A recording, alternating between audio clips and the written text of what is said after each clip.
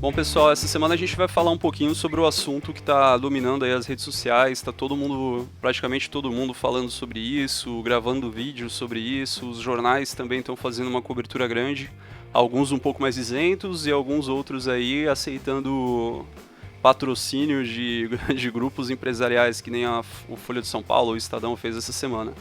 Mas enfim, assim como qualquer outro assunto dos últimos que a gente tem tratado, os assuntos mais polêmicos, esse é um assunto que muitas vezes as pessoas não têm se apegado ao texto, não têm analisado realmente do que se trata. Então a gente vai falar um pouco aí sobre a PEC 241 e o que ela quer dizer, né, o que ela está propondo, quais seriam os impactos e, enfim, tudo que a gente conseguir comentar a respeito disso, né, que a gente tem pesquisado aí esses dias. Beleza. Acho que para a gente começar a entender um pouco melhor, vale a pena ler pelo menos a parte justificativa aqui do documento oficial. Tá? O primeiro parágrafo é a baboseira de submeter a elevada consideração de Vossa Excelência, blá blá blá blá blá blá blá, não vou ler isso. O importante vem aqui, que seria a justificativa dessa proposta. Faz-se necessária a mudança de rumos nas contas públicas, para que o país consiga, com a maior brevidade possível, estabelecer a confiança na sustentabilidade dos gastos e da dívida pública. É importante destacar que, dado ao quadro de agudo desequilíbrio fiscal que se desenvolveu nos últimos anos, esse instrumento é essencial para recolocar a economia em trajetória de crescimento, com geração de renda e empregos. Corrigir o desequilíbrio das contas públicas é a condição necessária para retirar a economia brasileira da situação crítica que Vossa Excelência recebeu ao assumir a presidência da República. Esse é o texto que começa a explicar o porquê da proposta dessa PEC. Eu vou tentar fazer um resumo rápido. Eu vou explicar o que eu entendi do texto. E aí você fica à vontade, Magno, depois para discordar se você entendeu algo diferente do que eu vou falar aqui.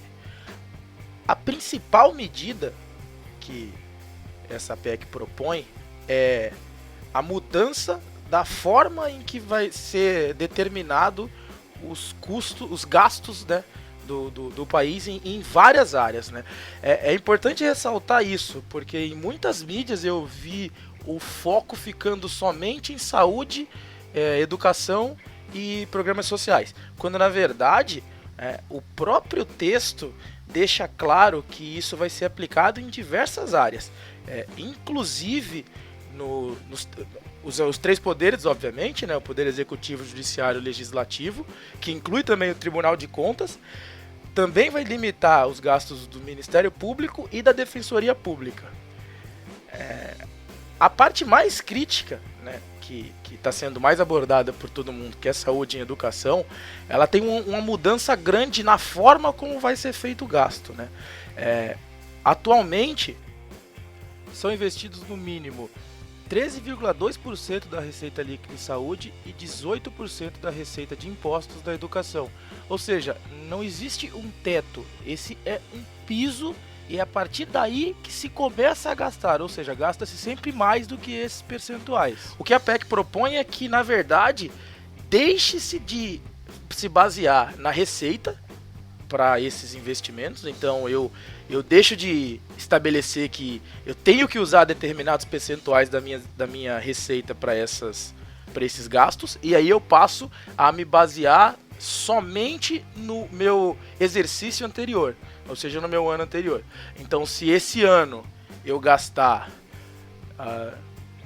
1 milhão e a inflação desse ano, dos 12 meses, for de 10%, no ano que vem eu vou gastar 1 milhão e 100. Basicamente, essa é o cerne da proposta, né? São essa alteração desses pisos. E aí uma coisa que não ficou clara é como vão ser definidos os pisos para as outras áreas, né? Ele só fala que vai ser baseado no ano anterior, mas não explica como é feito hoje. Então, sei lá, não sei qual é o teto de custo do Ministério Público hoje. Não está escrito aqui no texto e tampouco ele fala qual que vai ser a alteração. Ele só diz que vai passar a se basear no ano anterior. Basicamente foi isso que eu entendi da PEC.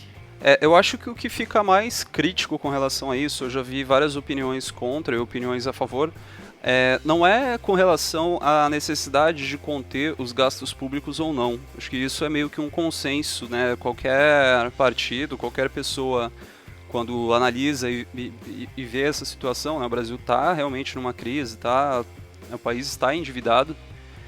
Todo mundo concorda que tem que ser revertido, que alguma coisa tem que ser feita com relação a isso. O problema é o ponto de partida ser o corte, né? O corte não, mas ser a limitação desses gastos, levando em conta que a educação e a saúde no Brasil já tem um investimento muito mais baixo que, eu vou dizer países de primeiro mundo, né? Mas é claro que é muito mais baixo que países de primeiro mundo. Mas nem países equivalentes que estão crescendo, que estão conseguindo resolver seus problemas com educação e saúde, não estão investindo tão pouco quanto o Brasil. Então o Brasil já tem um investimento pífio. Se isso for congelado, né, esse montante todo, na verdade não vai ser congelado só educação e saúde, mas se o montante todo for congelado, né, só forem feitas as correções de juros, né, da taxa de juros, se a gente congela tudo e não mexe no resto, não mexe na Previdência, não mexe nas outras coisas que estão dentro desse pacote, o espaço que vai faltar vai ser tomado da saúde e da educação, que são coisas que o governo manipula, por exemplo, né? São coisas que o governo mexe. Então, o perigo dessa lei, ainda mais pelo tempo que ela vai se estender, né? Que estão propondo aí 20 anos, que é um tempo absurdamente grande, é justamente esse. Se você não mexer nas outras coisas que estão ali naquele pacote, inclusive a saúde e a educação nem são... Né, nem são os maiores comedores de dinheiro ali daquele grupo de coisas que estão englobadas nisso, né? Se você não mexe no resto, o que vai ser prejudicado é a saúde e a educação. São os serviços para as pessoas que mais precisam desses serviços, são serviços públicos, né? Então isso é essa parte que é mais incômoda, né? Que é mais crítica e que chama mais atenção de qualquer pessoa, né? Não foi proposto que fosse feita uma revisão, um pente fino em todos os gastos do governo, em salários, em todos os benefícios, sei lá, em qualquer coisa que seja supérflua que esteja sendo gastado, né? Eles colocaram um limite nesse grupo e dentro desse grupo tem coisas que são muito delicadas de mexer, né? Então acho que isso é o mais complicado dessa situação. Então, só uma questão em relação a esse lance do investimento em educação. O investimento do Brasil não é pífio não, cara. O Brasil é um dos países que tem mais investimento, inclusive, dentro do patamar econômico dele. Ele está entre os 20 e 30 que mais investem dentro desse patamar. Obviamente ele está atrás dos países do primeiro mundo, mas ele está, por exemplo, ele estava em 2012, né? Faz algum tempo já, mas esse panorama não deve ter mudado muito. Ele investia mais grana em educação do que o Reino Unido, por exemplo. É uma matéria do próprio MEC, do ano passado. O Brasil está entre países com maior investimento em educação, com investimento de 13,3% do PIB. Apenas México e Nova Zelândia tiveram maior proporção do que o Brasil. Então a gente não investe pouco não, cara. Eu discordo desse ponto que a gente investe pouco. Eu acho que na verdade a gente investe mal, né? A gente gasta o dinheiro de forma errada, mas o dinheiro vai. Então, aí depende da fonte, né? Eu tô com um gráfico aqui também de 2014, do Globo mesmo. Eles estão falando que o gasto médio anual brasileiro por estudante é de 3.066, foi, né, de 3.066 dólares e só superou os 625 dólares da Indonésia. Os valores nacionais são inferiores aos de países com renda similar, como Turquia, México, Hungria e muito distantes de países que compõem o OCDE, organização da qual o Brasil não faz parte. No topo está a Suíça aí, com 16 mil de investimento por aluno e os Estados Unidos com 15.345 por aluno. Então talvez, né, não seja errada isso que você está verificando, né, mas talvez seja proporcional. Eu tô vendo o site do MEC em 2015. Né, foi o governo que divulgou isso aqui, então o governo estava mentindo. Qual que era o valor que eles tinham divulgado? Eles não colocam o valor exato aqui, pelo menos até onde eu tô lendo, não tem um valor, não tem um valor em dólares como você tá vendo aí. O que tem ele tá falando que uma publicação deixa eu ver aqui, o documento Education at a Glance de 2015 da Organização para a Cooperação e Desenvolvimento Econômico, OCDE, teve lançamento no dia 24 da terça-feira, no caso de 2015, novembro de 2015, 24 de novembro de 2015, destacando o Brasil entre os países que mais fizeram investimentos públicos em educação nos últimos anos. O evento foi realizado pelo Ministério da Educação e pelos Instituto Nacional de Estudos e Pesquisas Educacionais Anísio Teixeira, o INEP. Bom, isso aqui é um ponto legal, até para a gente pegar os dois dados, o dado que você tem aí do Jornal Globo, pegar esse dado que foi o próprio MEC que divulgou, procurar esse documento, né? Se essa organização para cooperação divulgou esse documento mesmo, e conseguir ter uma ideia melhor disso. Mas, ainda assim, né, o ponto da questão é que, assim, você acha que realmente a grana que é investida em educação, que pelo menos se diz que é investida em educação, ela não seria suficiente para ter uma educação de mais qualidade se ela fosse de fato bem utilizada? Cara, eu acho que tem as duas coisas. Tem problemas de gestão, né? Tem coisas que você conseguiria resolver acabando com a corrupção, né, dos desvios de dinheiro que vão para a educação. Aí teria que ser analisado como é feito isso, né, quanto dessa verba para a educação é repassado para as universidades, o quanto é repassado para os estados, né, como é distribuído esse dinheiro, teria que ser feita essa avaliação da gestão, né, e você conseguiria fazer alguma coisa melhor. Mas eu acho, né, além disso da gestão, não é só esse o problema. Eu acho que realmente também tem um problema de verba, porque os professores ganham mal no nosso país, né? Isso é uma coisa também que é notório, assim, né? Tipo, sempre que você pesquisa, sempre que saem matérias falando sobre isso, comparando com o salário de professores de outros países, então uma parte dessa verba deveria ser investida também do aumento do investimento em educação, deveria ser passado para os professores, né? Para qualificação, para programas de incentivo, bônus, enfim, né? Deveria ser mais prestigiado. Então, eu acho que sim, que é preciso investir mais em educação. A questão é que, como eu falei, está tudo dentro desse pacote, né? A educação, a saúde, está tudo dentro desse pacote. Se você coloca um teto aí e você não mexe na previdência, você não mexe nas outras coisas que estão dentro desse pacote, então não vai ter como encaixar tudo. Se alguma coisa vai crescer, a outra vai diminuir, né? Você tem um limite ali dentro daquela caixinha ali. O que não cabe vai cair para fora. Né? Então é complicado, né? Não, eu acho que isso é ponto pacífico, de que só essa medida ela não é suficiente. Só colocar um teto que seja em todos os custos não é suficiente, né? Precisa se mudar várias outras coisas. Mas colocar um teto nesses custos, eu acho que é imprescindível. Eu discordo também do tempo de duração. 20 anos eu acho que é muito tempo. Inclusive o próprio documento, ele tem um trecho que ele diz que esses 20 anos são o tempo necessário para que as instituições financeiras... Deixa eu encontrar exatamente esse ponto aqui, cara, que ele fala dos 20 anos, que eu achei assim muito vaga a explicação do porquê dos 20 anos. Não tinha nenhum... nada deixando muito claro o porquê desse período, né? O porquê que foram escolhidos 20 anos. Só uma observação com relação a isso do tempo também. O Temer falou em uma entrevista, não sei se foi hoje ou ontem, mas eu estava lendo sobre isso, que isso poderia ser revisto, né? Que ele disse que as pessoas estão entendendo errado, né? Como se fosse uma medida que todo mundo fosse obrigado a seguir, que o próximo presidente fosse obrigado a seguir. Na verdade, isso pode ser revisto, isso pode ser avaliado, né? Pode ser colocado para votação novamente. Então, realmente fica muito vago e fica muito estranho essa coisa dos 20 anos aí. Parece que foi uma coisa meio chutada, assim, em um governo que está aí para ficar durante 2 anos e não foi eleito, né? Uma medida totalmente... Ele já disse que também nem quer tentar ser eleito nas próximas eleições. Então ele está fazendo o que tem que ser feito de uma forma meio atropelada, aí, sem muita discussão, que nem ele tentou fazer com a educação e tal. Parece que é uma medida meio, não vou dizer desesperada, né, porque foi planejada em pouco tempo aí, mas está sendo meio que empurrado, assim. Então é delicado, né? Que nem o exemplo da educação é o mais clássico, né? Que depois ele voltou atrás em algumas coisas, disse que não tinha sido debatido muito bem. Os próprios educadores também disseram que isso é uma coisa que deveria ter sido debatido muito mais para ser colocado. Mas enfim, você encontrou a informação do tempo aí? Encontrei. Ele fala aqui, ó. O novo regime fiscal válido para a União terá duração de 20 anos. Esse é o tempo que consideramos necessário para transformar as instituições fiscais por meio de reformas que garantam que a dívida pública permaneça em patamar seguro.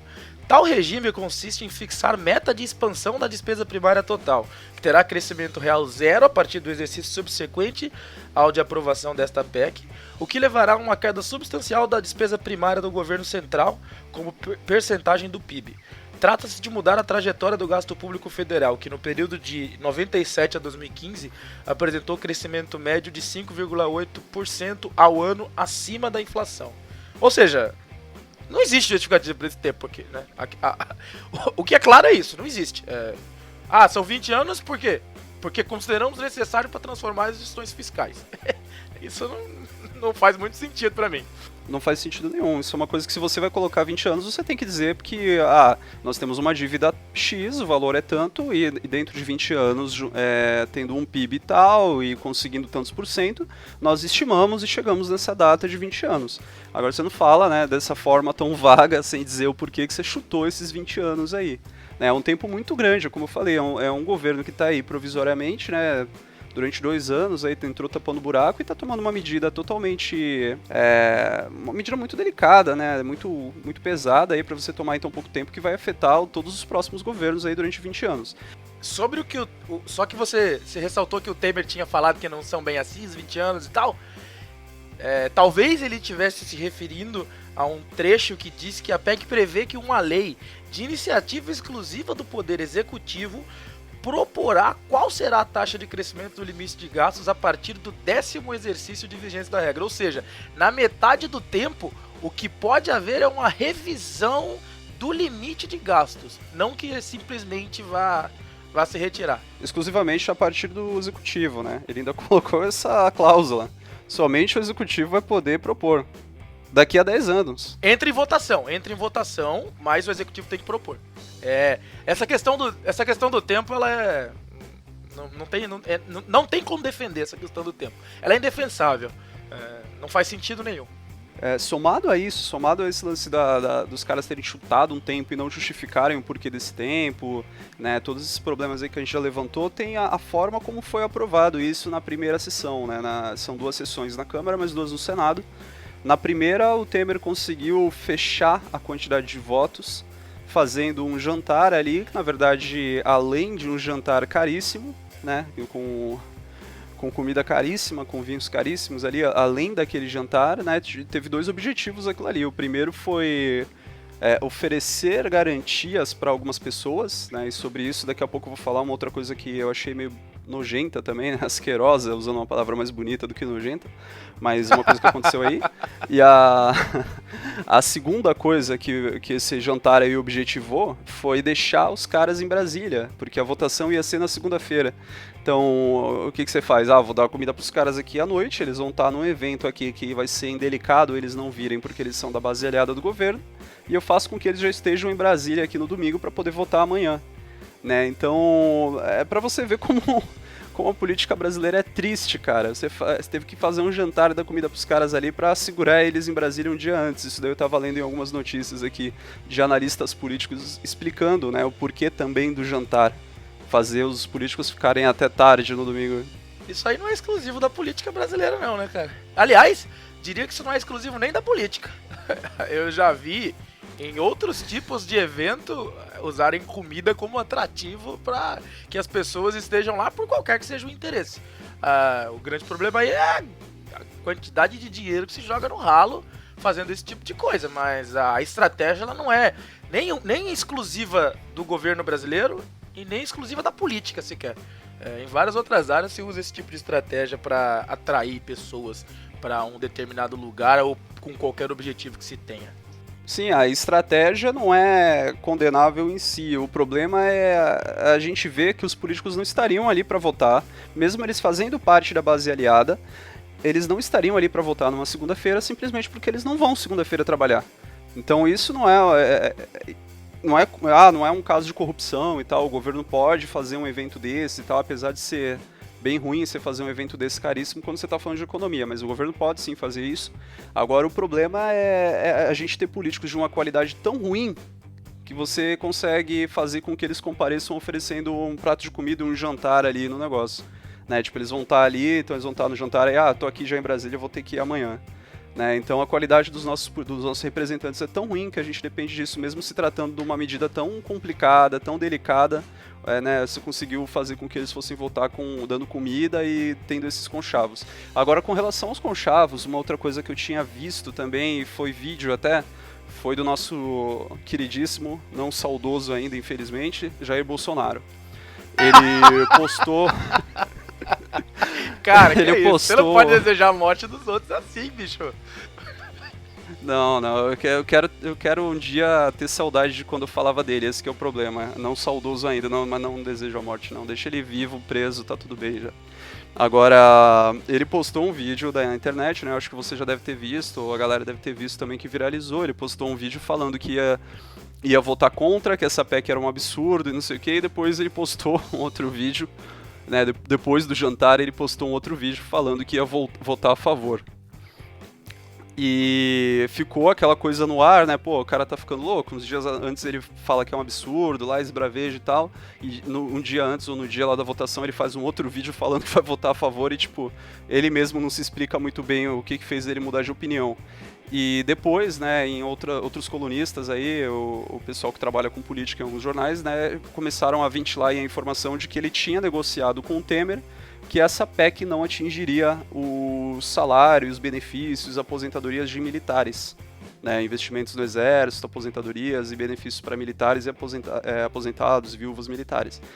E, enfim, depois que a galera, mesmo os fanboys dele ficaram sabendo disso aí, foram cobrar no Facebook dele e acho que até, não sei se você chegou a ver que o Sensacionalista compartilhou uns prints aí do Facebook dele falando que, eu sou só um deputado no meio de tantos outros e eu tô representando aqui quem eu tenho que representar. Se você acha que eu tô errado, você tem que cobrar os 500 e tantos outros também, não tem que me cobrar sozinho. Então, né, é mais uma incoerência e mais um pensamento no umbigo, né? Uma medida que vai atingir o Brasil inteiro e que, a princípio, o cara estava condenando, ele passou a aceitar depois que ele conseguiu defender a galera dele ali, a meia dúzia dele ali. Eu ouvi falar só, não vi nada, porque acompanho o Bolsonaro muito menos que você, mas não cheguei... Mas eu ouvi. Eu cheguei a ouvir, sim, o pessoal comentando algumas coisas sobre isso. Um ponto que eu achei interessante do documento, eu particularmente, cara, até para escrever o post que eu fiz lá no Politicando, que inclusive a gente vai colocar na descrição aí, eu foquei bastante no PDF mesmo, na PEC que eu baixei lá no site da Câmara, que a gente também vai disponibilizar o link. Eu procurei analisar cada um dos pontos dele e tentar buscar o embasamento do que eles estavam falando. Uma queixa de cara que eu tenho para qualquer documento que eu leio, que eu baixo do site da Câmara, do Senado, etc., é o seguinte: quando a gente faz qualquer trabalho escolar, seja na faculdade, seja na pós-graduação, seja hoje até acho que no ensino médio e tal, qualquer trabalho, artigo, qualquer coisa que você escreve, você tem que colocar referência bibliográfica. Você tem que dizer de onde você tirou as coisas. E nunca, numa porra de um documento desse que eu leio, tem a referência de onde saíram os dados que estão sendo passados ali. Então, essa é a crítica pra tudo, não é pra essa PEC, não, é pra tudo.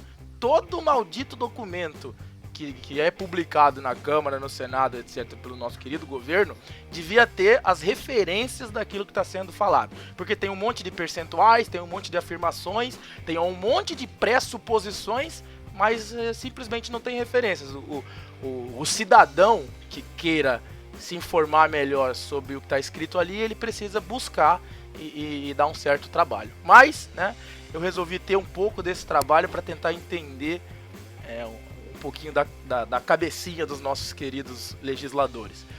E aí eu tenho um parágrafo interessante que diz o seguinte: a raiz do problema fiscal do governo federal está no crescimento acelerado da despesa pública primária. No período de 2008 a 2015, essa despesa cresceu 51% acima da inflação, enquanto a receita evoluiu apenas 14,5%. Torna-se, portanto, necessário estabilizar o crescimento da despesa primária como instrumento para conter a expansão da dívida pública. Esse é o objetivo desta proposta de emenda à Constituição. Cara, eu procurei bastante sobre esses dados aqui, porque é meio chocante, né? A gente vê que a despesa cresceu 51% acima da inflação e a receita só 14,5%. E de fato, eu vi números que se aproximaram disso. Não vi exatamente, tá? Eu vi uma matéria do Globo que mostra que só de 2014 para 2015 a dívida pública aumentou em 21,7%. Passou para 2,79 trilhões. E eu vi algumas outras matérias que falavam sobre os gastos públicos, o quanto eles aumentaram. Inclusive, dados divulgados pelo próprio Tesouro Nacional, que também a gente vai colocar um link na descrição aí falando bastante da dívida pública. Isso aqui, pelo menos para mim, deixa muito claro que a fórmula que a gente usa hoje para estimar o nosso gasto não funciona. Estimar o gasto como percentual da receita, quando a gente tem um cenário em que a despesa cresce basicamente 3 vezes mais que a receita, isso é loucura assim, para qualquer coisa. Então, embora eu também ache que congelar totalmente o investimento em determinados serviços, para mim, principalmente dos 3 pilares, tá? Saúde, segurança pública e educação. Talvez todos os outros a gente pudesse congelar sim. Agora, esses 3 talvez tenha que ser revista melhor essa fórmula de como vai ser aplicado um teto. Mas de que a fórmula que está hoje não dá para manter, isso me parece claro. Você discorda disso também? Não, não discordo. A gente tinha comentado um pouco antes de começar, até com relação ao... tem a necessidade de ser revisto os gastos, agora de onde que vai sair? Quem que vai pagar? Esse que é o problema. Existem partidos, eu não sei se partidos de esquerda, não sei se o PSOL, não sei se a Rede também defendem, mas existe a proposta de taxação de grandes fortunas, de revisão da tabela do imposto de renda, são coisas que fariam com que fosse equilibrado melhor e que o governo arrecadasse mais, sem a necessidade de criar novos impostos, por exemplo. Apesar de estar arrecadando mais dinheiro, você não está criando um novo imposto para todo mundo, não está aumentando o preço no supermercado. Então, eu não questiono isso, eu questiono só de onde que teria que sair, mas faz sentido sim ter um teto, Apesar de alguns sites aí, alguns materiais que nós lemos já terem falado que existem países que têm uma dívida pública maior ou igual que a do Brasil e estão tendo crescimento, Eu estou vendo aqui, citando alguns países aqui, os Estados Unidos, por exemplo, tem uma dívida de 101% do PIB, Itália 132,7%, zona do euro 90,7%, Japão 229,2%. E todos eles têm uma situação econômica e uma situação interna ali dentro do país e tal, razoavelmente boa, muito melhor que a nossa. Eu não sou economista, isso daí é uma coisa que eu até comentei contigo antes da gente decidir gravar, Não comentei que eu não sou economista porque isso é notório, mas comentei que talvez eu não fosse a pessoa mais apropriada para analisar ou poder criticar, o quanto é necessário ter a dívida pública ou não é necessário, o quanto é aceitável, tolerável manter essa dívida, até qual percentual seria razoável deixar ela subir, de que forma que ela deve ser paga ou não, Então são questões que eu não tenho conhecimento técnico para estar respondendo por isso. Não sei se você chegou a ver alguma coisa mais detalhada sobre isso, ou algum estudo sobre essa questão. Eu vi sim, eu vi uma matéria interessantíssima, do Politize, que também tem sido fonte de bastante informação sobre esse tema, e lá eles dizem que sim, existe um lado bom, um aspecto positivo em relação à dívida, que é como o governo consegue trabalhar com esse dinheiro quando essa dívida é bem administrada, faz com que o governo consiga gerar mais equilíbrio nos investimentos e nos serviços, Agora, obviamente que a questão da dívida ela tem que ser usada nos momentos em que o país julgar necessário, e essa dívida tem que ser paga nos momentos em que o país crescer, que foi exatamente o que faltou pro nosso país, em determinado momento a gente foi aumentando essa dívida, ok, mas a gente entrou numa linha de crescimento e essa dívida não foi sendo paga, muito pelo contrário, ela foi aumentando ano após ano, por isso que ela fica meio sem controle, Aquilo que a gente estava discutindo sobre a Selic e tal, de aumentar os juros ou diminuir os juros, né, tem um impacto direto na inflação que eu também não tenho domínio suficiente para explicar, mas vários economistas aí já disseram o quanto é complicado manejar esses juros da dívida pública dessa forma. Sobre o lance da taxação de grandes fortunas, eu li uma matéria no Globo que falava sobre essa questão, né, de que essa possibilidade foi incluída lá na Constituição de 88 e que volta e meia esse assunto vem à tona, sempre que a gente, na verdade, passa por algum problema financeiro no país, esse assunto vem à tona, né? A matéria ela diz, inclusive, que na América Latina, só a Argentina, Colômbia e o Uruguai têm um imposto nesse sentido. Ela coloca uma aspas aí na questão de taxar grandes fortunas, que é em relação ao custo alto da fiscalização. Então, vai depender muito do contribuinte declarar de forma correta os bens. O que a gente sabe que a grande maioria das pessoas que têm fortunas muito grandes acabam não fazendo, né?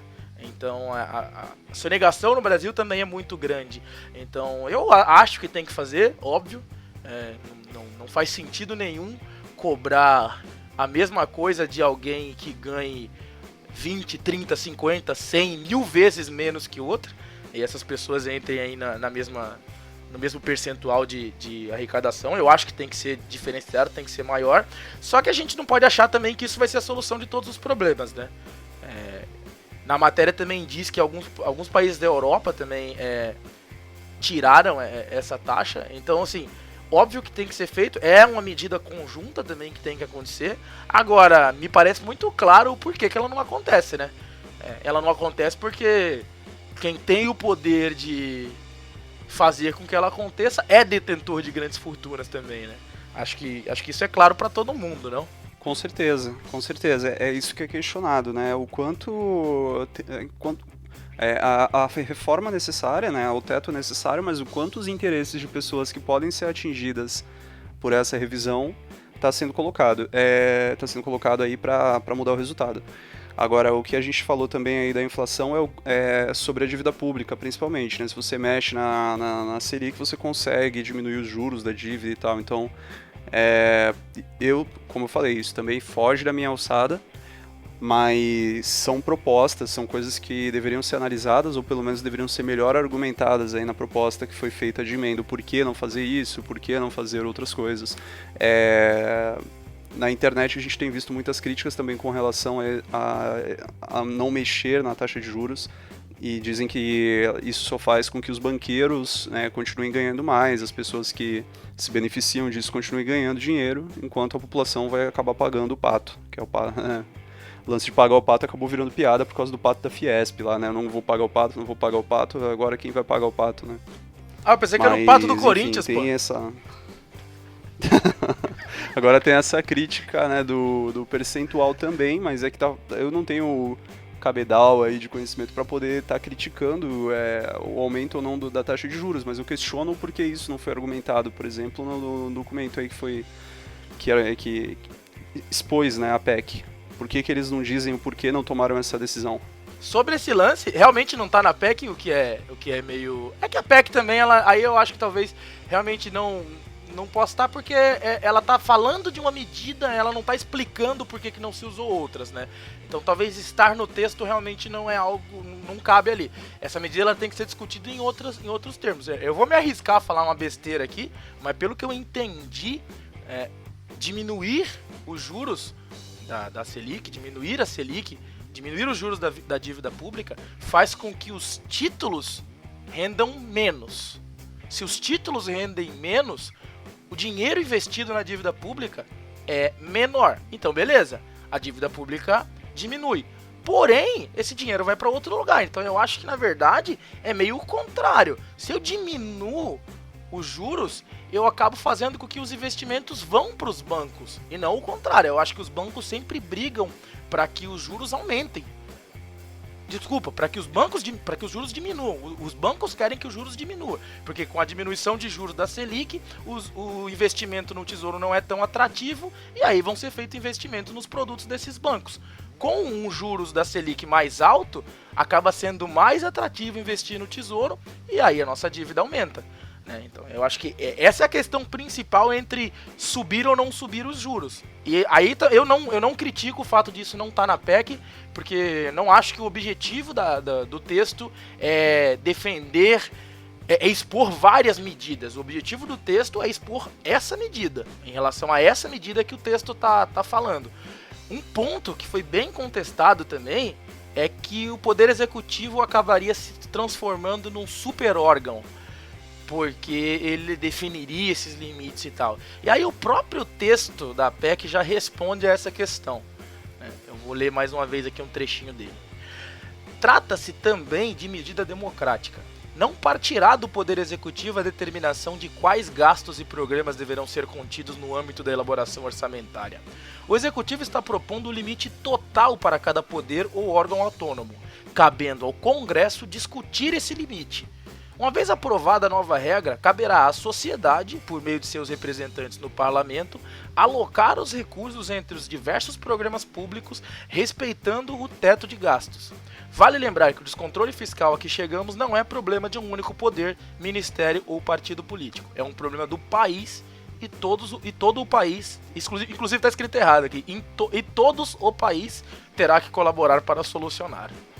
Então assim, o que o texto tenta afirmar, que também não me desceu muito bem, é que o executivo não tem esse poder de definir o teto, de definir onde vão ser os gastos. Beleza, o governo não define exatamente onde vai ser gasto, mas ele define o teto. Então, automaticamente, ele limita, sim, a ação dos outros poderes. Acho que falar que ele vai se transformar num super órgão é um pouco de exagero. Agora, o que talvez tenha que ser discutido, e aí também não está claro aqui nessa PEC, é como é investido o dinheiro hoje, como é gasto o dinheiro hoje nessas outras áreas. Então, no poder legislativo, que a gente sabe que tem muito dinheiro jorrando aí, né? Então, limitar o dinheiro gasto no poder legislativo, pelo menos se a gente for olhar pro dinheiro gasto em pessoal, pro dinheiro gasto em estrutura, tem que limitar mesmo. E tem que tirar bastante dinheiro de lá. E de alguns outros órgãos, como que é definido o orçamento do Ministério Público hoje? Porque no caso da saúde e da educação, eles mostram aqui no texto como é feito hoje e a proposta de alteração. Nos outros casos, não. Nos outros casos, eles só falam da alteração, mas não falam como é feito hoje. Então isso eu acho que é um gap do texto que acaba até dando base para alguns argumentos mais sensacionalistas que só abordam saúde e educação, porque são temas que têm mais apelo para a população. Então tem muito veículo de mídia aí que quer se fixar só nesses dois pontos, porque sabe que isso que vai trazer audiência de fato das pessoas. Eu tinha falado sobre a notícia sobre o Temer ter dito que poderia ser revisto em menos tempo. Isso a gente está gravando aqui no dia 13 de outubro. Às 10h42 da noite. Para ser exato, para ser mais preciso. Hoje, às 9h30 na Globo News, a jornalista Miriam Leitão, conseguiu fazer uma entrevista com Michel Temer, já estava gravada, Foi ao ar hoje às 9h30, provavelmente nem eu nem você não assistimos, eu não assisti.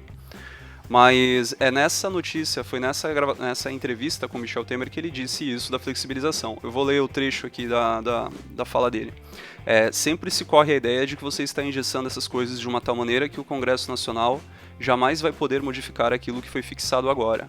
Nós fixamos 20 anos, que é um longo prazo, mas eu pergunto, não se pode daqui a 4, 5, 6 anos, de repente o Brasil cresce, aumenta a arrecadação, pode-se modificar isso? Pode, você propõe uma nova emenda constitucional que reduz o prazo de 10 anos para 4 ou 5, ou seja, o país não ficará engessado em função do teto, disse Temer no trecho divulgado. Quer dizer, eu estranho muito ele estar dizendo isso tão claramente, assim, tá querendo passar agora uma proposta de 20 anos com com a data que foi chutada, né, praticamente chutada, eles fixaram nessa data, e tá dando um migué aí de que vai poder ser feito esse mesmo processo aí daqui a 4, 5 anos, se o país voltar a crescer. Bom, enfim, é esquisito, mas tem o relator da PEC já disse que é indiscutível o prazo de 10 anos. Mas caralho, é engraçado. Só um ponto, né? Se ele mesmo tá dizendo que pode se propor daqui a 4 anos no mundo, por que não faz de 4 anos então, essa bosta? A Miriam não perguntou isso pra ele? Por que hoje por que hoje o período é esse? Já que você tá falando que nada impede de mudar. Então, no texto que eu tô lendo aqui, só recortaram esse trecho dele e estão contrapondo aqui com o relator da PEC, que é o... Deixa eu dar uma olhada aqui quem é o relator. É Darcísio Perondi, do PMDB do Rio Grande do Sul. Ou Perondi, não sei. Mas ele é o relator da PEC, ele já disse que esse ponto não vai ser alterado do texto base, que já é ponto pacífico, que todos os partidos concordaram, então isso não sai. O limite de 10 anos para ser debatido de novo não vai sair. Isso é... Essa questão do tempo... Eu vi um post hoje do Walter Batista, que foi candidato a prefeito aqui do Guarujá, que ele falou uma coisa que me chama muita atenção e que eu também vejo como uma falta grave, né, do nosso parlamento. É que essas coisas não são discutidas, cara. O próprio governo tinha que dar mais ênfase para isso na elaboração da proposta. Pô, a gente conversou aqui com o Rodrigo na semana passada e ele falou como foi montada colaborativamente a proposta do Marco Civil, como o pessoal participou disso lá no projeto que ele tocava na época. Então, por que essas coisas também não tem mais participação popular? Né? Por que o próprio governo não traz a população para discutir melhor essas coisas que são tão relevantes para o nosso dia a dia, né? O Walter questionou isso de uma forma bem interessante e eu assino embaixo. Eu acho que a proposta em si é necessária, a mudança é necessária, a gente já concordou nisso. A forma como ela está sendo desenhada e como está se tentando aprovar ela é que é extremamente desagradável, né? A gente vê que é nítido que tem algo muito escuso por trás disso aí, né? Cara, essa é uma crítica, agora que você falou do Walter, né, professor Walter, que foi candidato aí da rede no Guarujá, essa é uma crítica que a gente vê, que a gente tem, né, desde quando a gente estava entrevistando os candidatos, né, acho que desde antes disso a gente já tinha percebido isso, mas eu acho que ficou escancarado aí quando a gente começou a conversar com os candidatos, o quanto a política nas prefeituras, nas cidades, nos estados não é aberta. As pessoas não debatem, as comissões não são feitas para as pessoas participarem, as reuniões são feitas em horários que as pessoas não podem ir, então isso é uma coisa que é horrível da política brasileira e vem desde baixo, né, até lá em cima, até a presidência, né, as coisas não são debatidas, não são argumentadas, mal são justificadas, que nem você estava falando agora, né, tipo, a gente lê os documentos, mal tem um porquê das coisas estarem acontecendo, então, enfim, né, eu acho que é um problema que vem desde baixo até em cima, em todos os lugares, o Brasil já é acostumado a não debater muito as questões políticas, né. Nesse caso, cara, no caso dessa PEC ainda, tô chutando aí uma conclusão, eu acho que vai acabar sendo aprovado e não vai acontecer nada, né, o povo não vai se mobilizar, não vai bater panela, não vai pra rua fazer protesto, não vai tacar fogo em nada, não vai acontecer nada. Acho que vai acabar sendo aprovado, tem uma meia dúzia de partidos de esquerda agora que estão fracos, né, não tem mobilização, não vão conseguir fazer nada. O resto dos partidos e o MBL da vida, o próprio nome já diz, né, é liberal. Por mais que as pessoas não entendam o que isso quer dizer, eles não estão interessados em serviços públicos, né, tipo, é melhor para eles que as pessoas usem serviço privado e que o governo enxugue mesmo, a qualquer custo, né, mesmo que a princípio esteja ferrando com a população. Então é complicado, eu acho que vai acabar aprovando e não vai acontecer nada. Não teve discussão, não vai ter discussão e no fim das contas o próprio povo vai acabar não tentando nem derrubar. Eu discordo um pouquinho, viu, cara? Eu acho que não vai passar tão fácil assim. A segunda votação já deve ser bem mais apertada e talvez ela ainda passe, a segunda votação na Câmara, mas eu acho que no Senado a coisa vai ficar bem mais rígida. Eu acho que necessariamente vão ter que ter alterações e eu chuto dizer que eu acho que não passa. Desse jeito que está escrito, eu acho que não passa. Se continuar se dando a ênfase que está se dando para essa questão na mídia e continuar incitando as pessoas, incitando até no bom sentido, eu falo agora, tá? Incitando as pessoas a participar disso e a perceber o quão prejudicial pode ser se essa PEC for aprovada da forma que ela tá, eu acho que a pressão popular pode fazer alguma diferença sim. Pelo menos eu tenho essa esperança, vai. Seja no sentido das pessoas procurarem os deputados, começarem a pressionar eles, e de repente eles acabarem mudando de ideia porque eles estão vendo que a galera, a população, num grosso assim, não tá aceitando? Eu acho que isso tende a acontecer no Senado. Eu acho que no Senado, o Senado como enxuga mais, fica mais claro quem tá de cada lado, quem tá defendendo, e a gente sabe que político, ele apoia, né, um determinado lado, até que a água bata no dele, né? Quando eles começarem a perceber que aprovar isso vai ser extremamente impopular e que pode causar danos colaterais para os mandatos deles, aí eu acho que talvez eles vão começar a rever isso, entendeu? Então, eu espero que dê tempo disso acontecer, que dê tempo da população exercer essa pressão para que isso não passe assim tão despercebido. Concordo, só discordo no sentido de que eu não sou tão crente de que isso vá dar certo, mas espero que sim. Se der certo, melhor ainda. Mas eu não acho que vai acontecer. Mas enfim, vamos ver. Beleza. Então acho que a gente pode entrar no nosso final aqui pra gente concluir. Da minha parte, eu já tinha essa conclusão, a conversa que a gente teve não me fez mudar ela, que sim, eu sou contra essa PEC da forma que ela tá hoje. Não acho que ela tem que ser aprovada. Sou a favor de que se façam alterações, sou a favor que se discuta esse formato em que os nossos gastos são aplicados, a forma como eles são aplicados. Eu acho que essa questão de tirar um percentual da receita não é suficiente. Aliás, ela não é sustentável.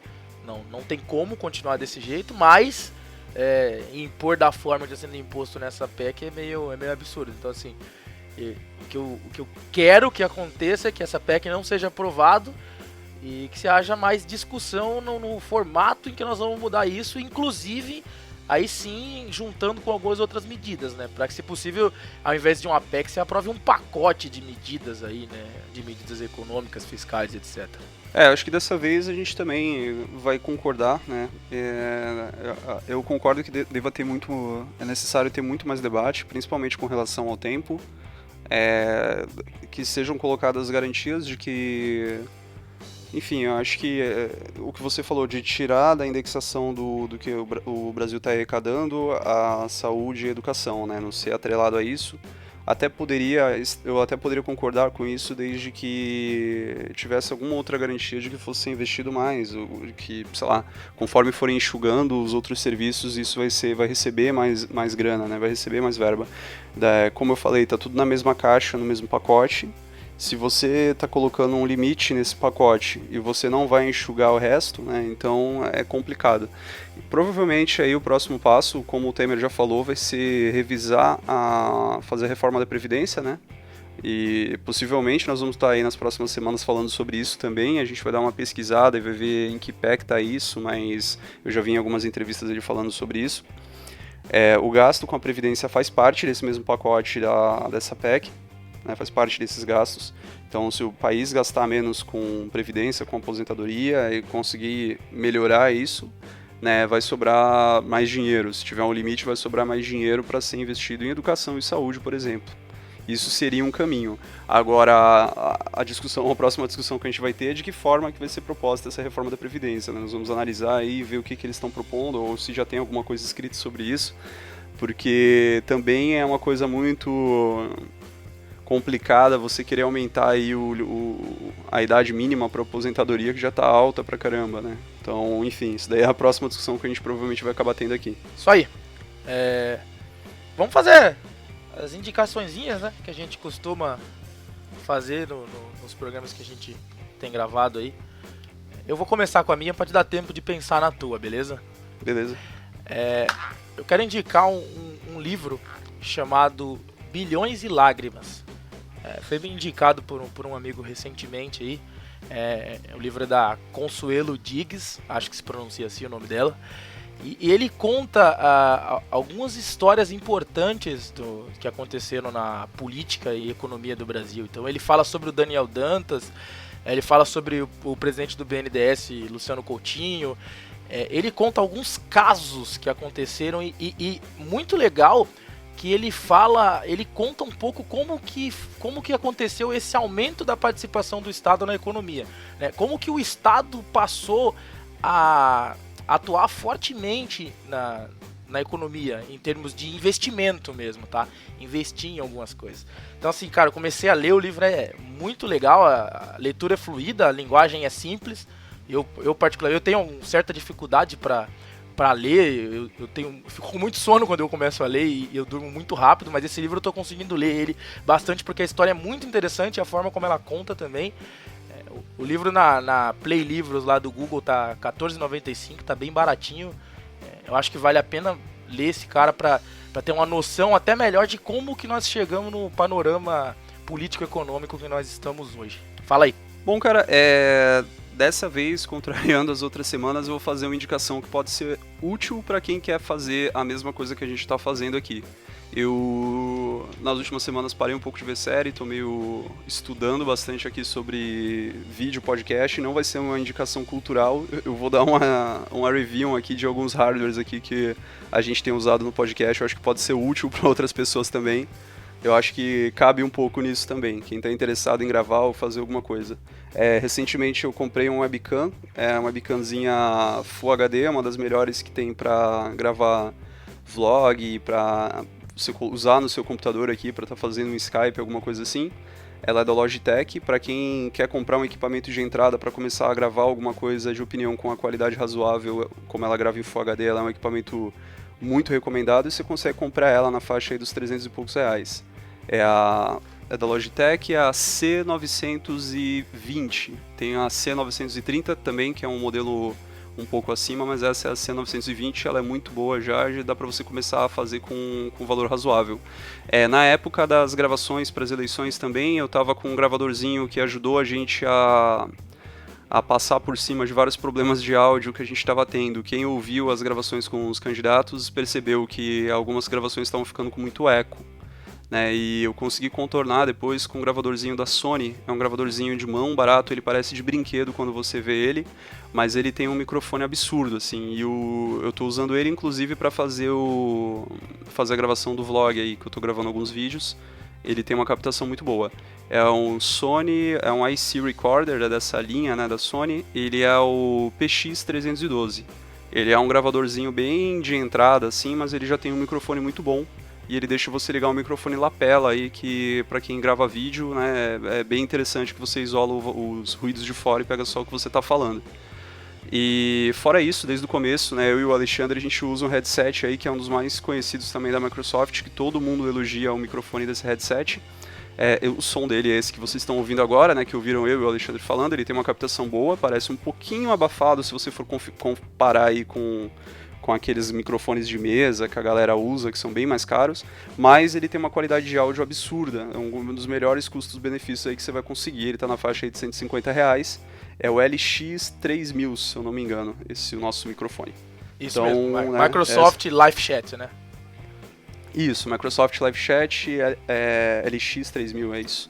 Perfeito. Bom, esse é o equipamento que a gente está usando, é bem amador ainda, é uma coisa, mas a gente está primando pela qualidade, aí, tentando conseguir coisas com custo-benefício razoável, e eu acho que o material que a gente tem produzido tem sido ótimo, perto do que a gente está vendo aí e tal, a gente está tentando ir atualizando aos poucos. Isso mesmo. Cara, vamos aproveitar, A gente acabou não falando no último, porque a gente estava com um convidado e tal, que a gente mudou um pouquinho o formato, A gente antes estava gravando só o podcast, publicando no Mixcloud e aí colocando links na página do Facebook. A gente começou então a fazer um site agora, certo? É o politicandopod.com.br. Lá a gente tem os feeds do podcast, tanto para iTunes quanto para Android, já tem o player embutido também para ouvir lá. A gente começou também a publicar alguns textos, com nossa parte de blog, e também alguns vídeos, com você agora se tornando um youtuber vlogger, comentarista político. Então, a gente está expandindo um pouco, né, a nossa atuação nesse sentido, né? A gente está querendo investir um pouco mais de tempo e de esforço nessas coisas, né, por conta da nossa iniciativa. E aí também, como novidade, já que a gente está aqui fazendo indicações, coisa nova que a gente até conversou hoje, mas que certamente vamos botar em prática, que mensalmente nós vamos tentar indicar conteúdo sobre política, em geral. Conteúdo na internet que a gente usa para pesquisar, então sites, blogs, páginas do Facebook, perfis do Twitter, tudo que possa ser útil para trazer alguma informação sobre política. A gente vai bolar direitinho ainda como que a gente vai esquematizar a postagem disso, mas a ideia é que mensalmente a gente faça um post com essas dicas aí sobre material de pesquisa para política. É isso? É isso. E só uma observação sobre isso que o Alexandre falou agora, isso daí é verdade, a gente vai começar a lançar esse material e vocês não têm ideia da quantidade de material que a gente consulta durante um mês para produzir. Cada gravação, cada coisinha aí que a gente está fazendo, a gente sempre procura ler bastante, a gente se depara às vezes com coisas muito boas, assim. Às vezes tem sites assim que você olha o conteúdo do site, nossa, esse site é melhor do que muito portal de notícia. Então a ideia é começar a pegar esses achados, assim, ou até mesmo, às vezes, serviços do governo, portais e coisas que não são tão públicas assim, e a gente começar a divulgar. A gente viu alguma coisa muito legal, alguma coisa muito interessante, e a gente vai começar a fazer a listinha aí do material no fim do mês e tá publicando e divulgando lá na nossa página e no Facebook também, né, no nosso site e no Facebook. E é isso, acho que é isso por enquanto. Então valeu, recado dado, abraço! Abraço, até mais.